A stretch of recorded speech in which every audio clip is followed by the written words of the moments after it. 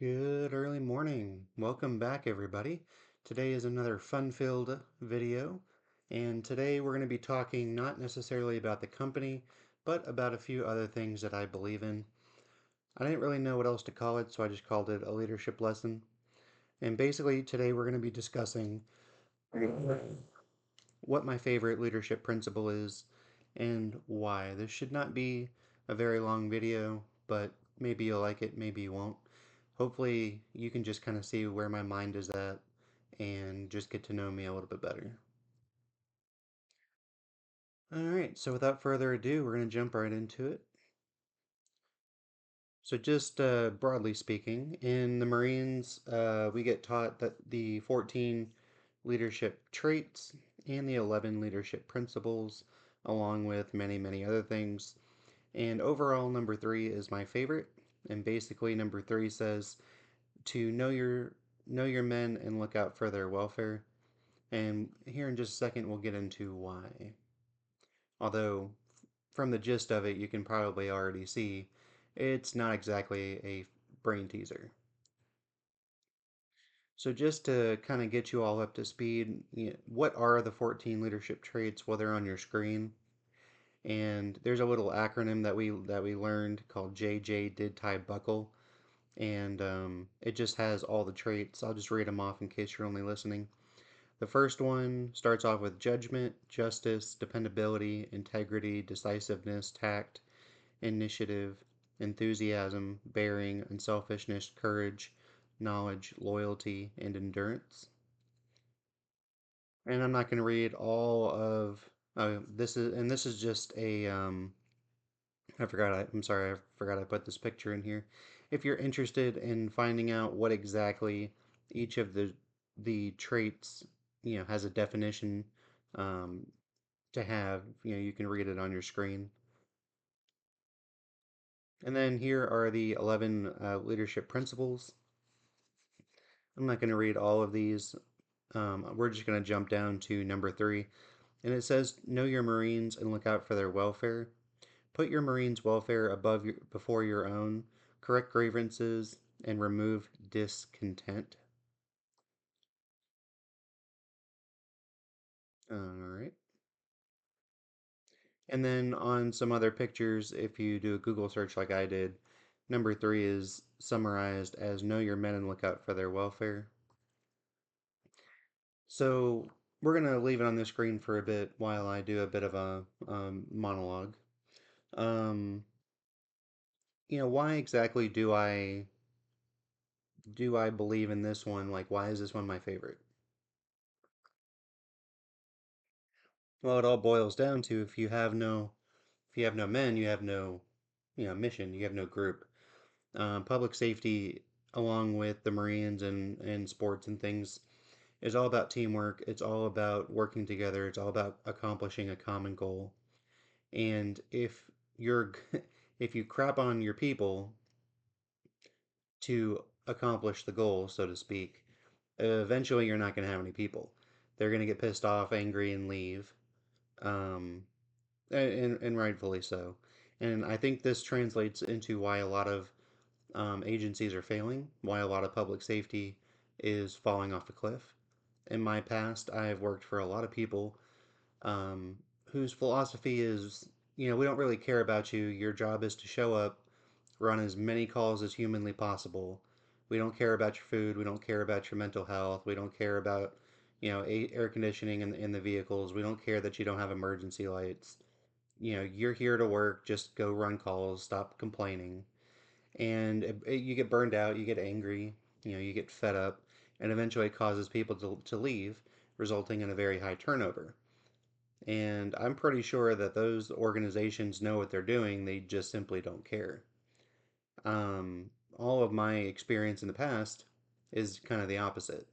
I have always tried to look out for the people who are under me, train them to the best of my ability, get them up to speed as quickly as possible to the highest quality possible, as well as taking care of their physical, emotional, psychological needs, because I always train people for the long term, not just keep them in the next, 5 seconds here, so to speak.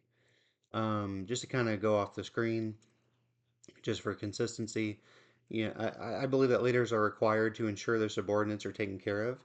And in the military, this could be sleep, water, uniform, bullets, rifles, whatever. In the public safety sphere, this could be um, no excessive call volume, vehicles at work, not necessarily staying in the system status management model, move to the station model, things like that. If leaders neglect or abuse their subordinates, revolts happen, mission failure, and overall unit dysfunction. And this translates into the public safety world because, well, if you have no people, you have no agency. Then your 911 calls aren't getting run. There's delays coming out of hospitals, which means there's delays getting into hospitals.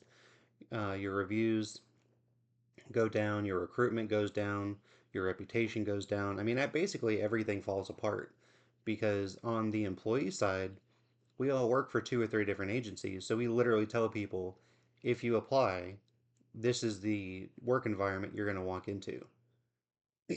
And we're very honest with it. Or we straight up tell people, this is a shit show and a half. Don't apply.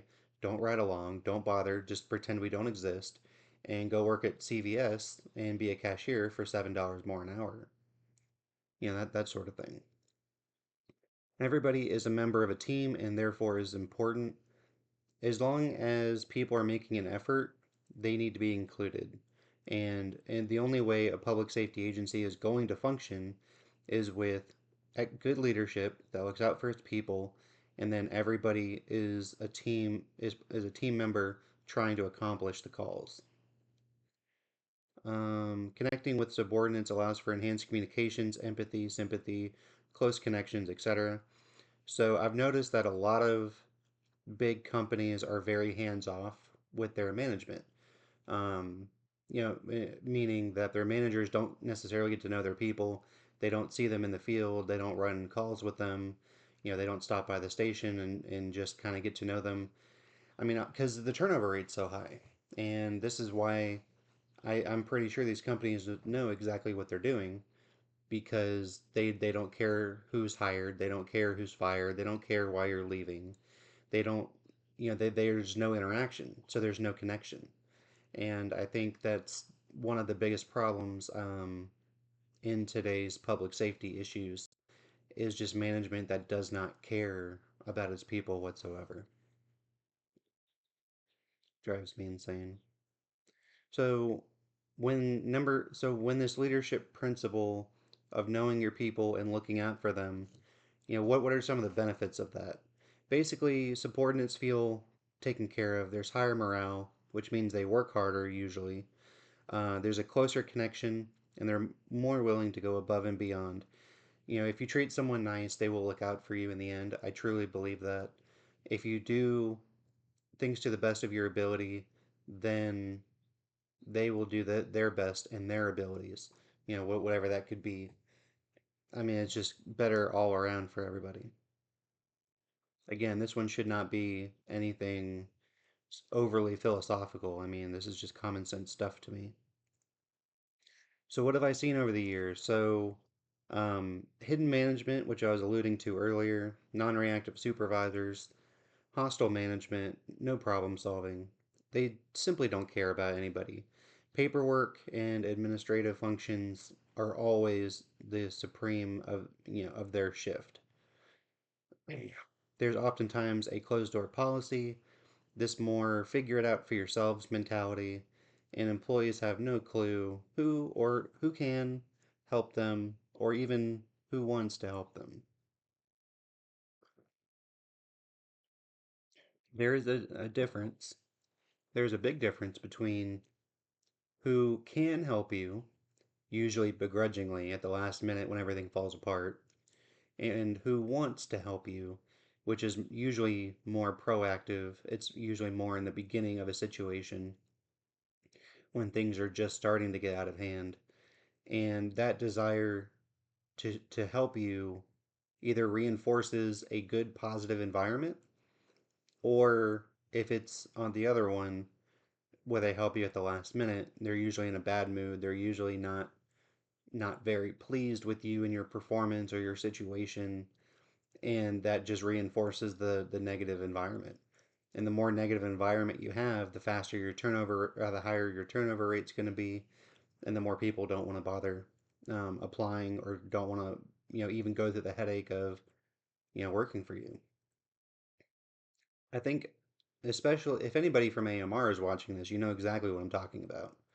But I think to some degree, there's a lot of levels of leadership, regardless of its agency, where people are burned out and they just don't care anymore. So pretty much, how am I going to be different? I've stated a lot of the problems. I've stated some observations. So, how am I going to fix this? How am I going to be any different? Well, part of my background, if you've seen some of the other videos, I have in almost decades of leadership opportunities in all kinds of levels, all the way from childhood to teens to young adults, the military, the public safety stuff. And I've gotten to basically interact with so many people.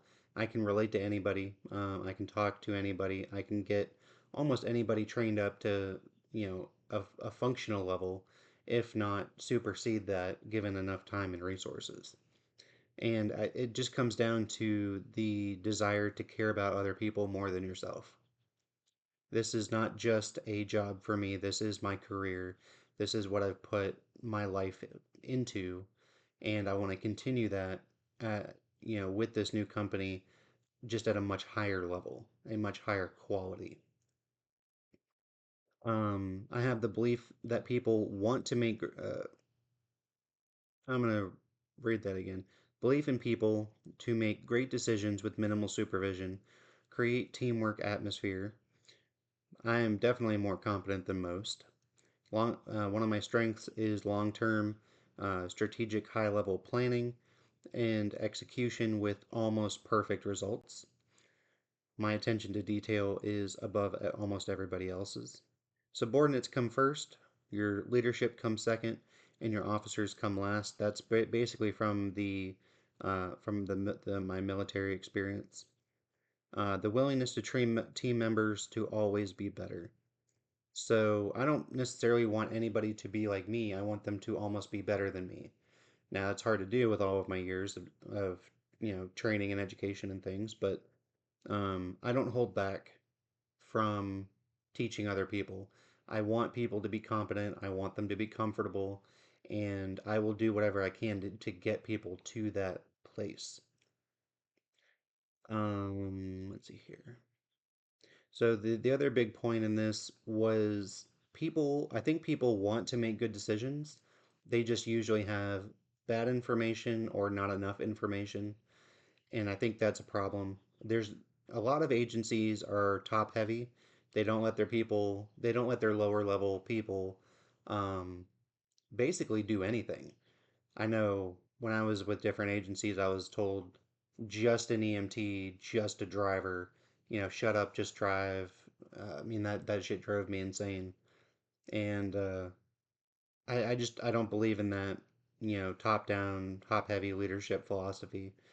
Being in the Marines, we're such a small branch that leadership gets pushed down to the lowest level humanly possible, and that's what I will incorporate. That's why our leadership starts with either AIC or FTOs, and they get to make quite a bit of decisions. And I think once people get that responsibility, they will embrace it and they will enjoy it and they will move forward with it. So I've done fire academy instructing, and this is just a Marine Corps picture. So in boot camp, not so much on the fire academy side, but in boot camp we have what we call senior drill instructor time, and basically this is in the evening usually, and it's led by your most senior drill instructor, where they sit on a couple of foot lockers, just as this picture represents, and they connect with you on a different level. So during the day, it's all hardcore yelling, screaming, physical fitness and things like that. It's extremely intense,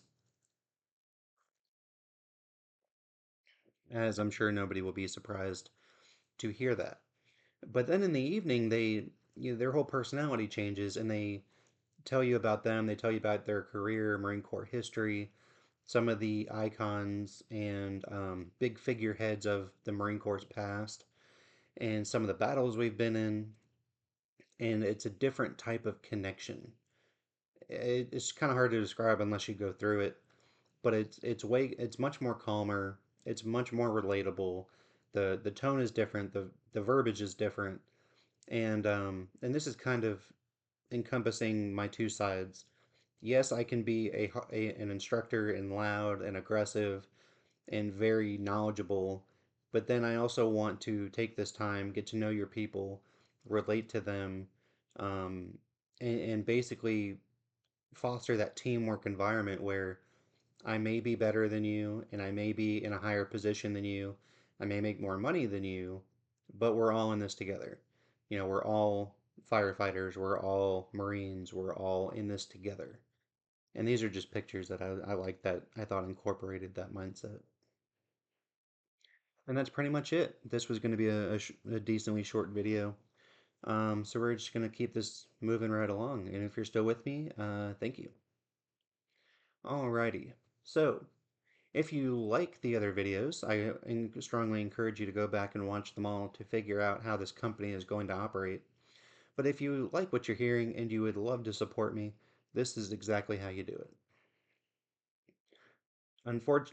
We need donations. Unfortunately, in this world, buying vehicles and getting training, hiring employees is very difficult to do without money. If all so you can donate via Cash App on your screen. You can go to our website, go to the donate block, and follow the form down below. All of our donations and all of our donors will be put on the website for everyone to see. You can go to the website and go to video request and follow the form below to give me video ideas, any topics that I haven't covered, anything that you're interested in. Submit that with a $5 donation, and I'll get that to you as quickly as I can. If we get the like, share, comment, subscribe, if we get those numbers up, we can do live streams, and this is just a super chat um, DIY in-house feature. We have a Give, Send, Go campaign currently going on. Go to their website, search our name, and look for the logo, and donate if you wish. These are different recurring membership plans. Each of these levels is going to have a different set of benefits, but I can't afford this software, so this is just a future plan. You can follow us on all the social media stuff. We have a Rumble account. Go to their website, search the name, look for the logo, watch the videos. Same thing with YouTube. All the videos are numbered in the order of their releasing, so you can just start at the beginning and watch the whole sequence. This is our Facebook group. So go to Facebook pages, search the name, look for our logo, and you can join us on Facebook. We also have Instagram. This is the parent company, so you can follow us on here if you would prefer. Of course, you can always email us. We do a lot through email, and it's been on your screen. And that's pretty much it. So, just to wrap it up, hopefully you got something out of this. You get to know me a little bit better. Um, I want to do this correctly with a new company, a new mindset, all new leadership, and basically just everything being fresh and sparkly and new. We can really do this correctly. I very much believe that. I'm very passionate about this. So if you would like to support me, you know how. If you just want to share and comment on the video, go right ahead. Hopefully you get to know me a little bit better. It was nice hanging out with you on this morning, and I will see you all on the next one. Have a safe day and try to enjoy your life.